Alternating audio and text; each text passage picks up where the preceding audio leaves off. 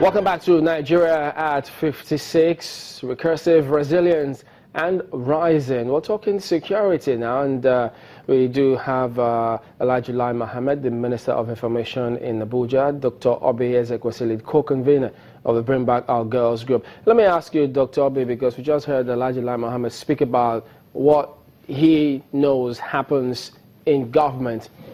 What would you like to see to convince you, because you did use the word that we don't seem to have any convincing plan to bring back the girls. What would you see, or what would you like to see that will change your perspective?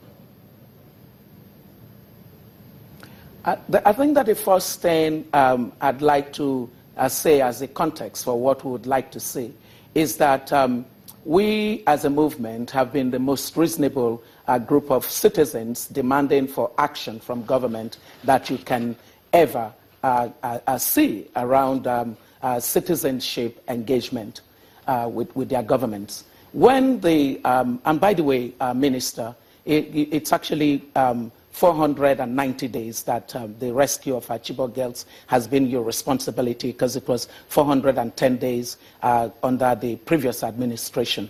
And on the basis of the necessity for reasonableness, we did give sufficient time for the government to settle in.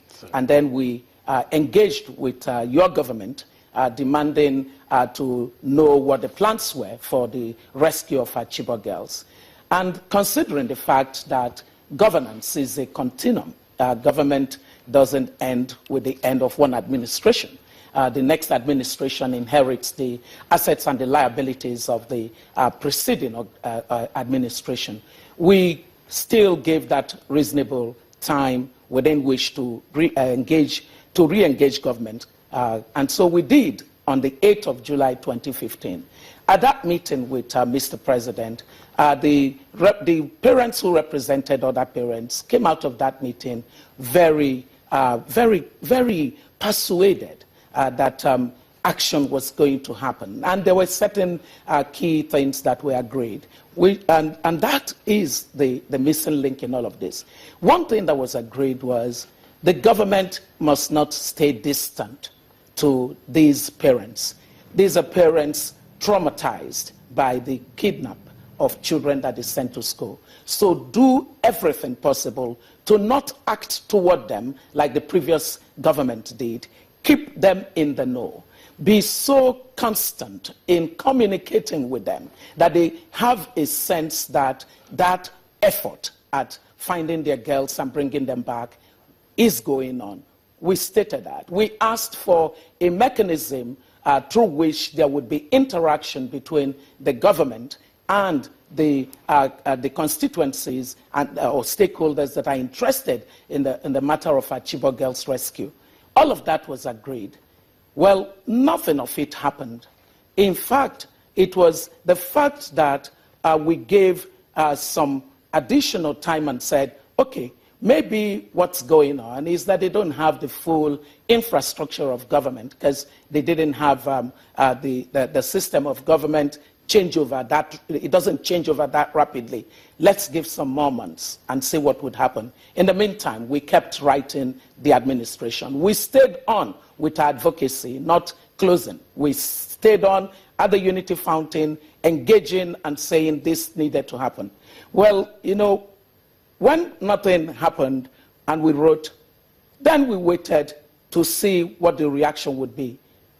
The next thing was a media chat in which the president simply said that you know, they were declaring technical victory over Boko Haram.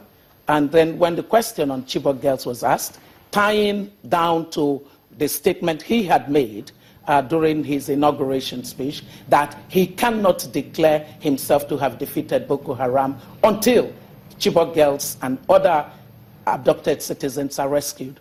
When he was held to that, he said there was no credible intelligence on the whereabouts of the girls. Well, for us, the movement, the people of Chibok and the parents of these girls, that was a lethal blow.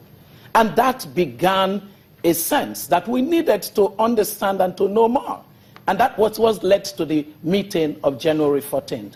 At the meeting of January 14th, we reminded the president the matters that we had discussed in July. The response and the reaction was, well, I hold on to what I had said, that we don't have credible evidence. Now, fast forward to the report and account that the minister gave on the 16th of September. It completely contradicts what the president had been saying, that he had no credible intelligence and that he had no idea who are holding the girls, because the minister in his own statement said they were now in touch with the group holding the girls. And he gave a rendition of what was happening up until December 15th. So it leads to a lot of the inconsistency in the way that this has been communicated leaves a movement that is very open to the idea that this is a complex matter that requires an engaged system of governance, completely in a state of puzzle. And so when we say to the government that we are not satisfied in the kind of accountability that has happened regarding the effort on our Chibok girls, we say it on the basis that there's something called social contract. All right, Dr. Just give us a moment.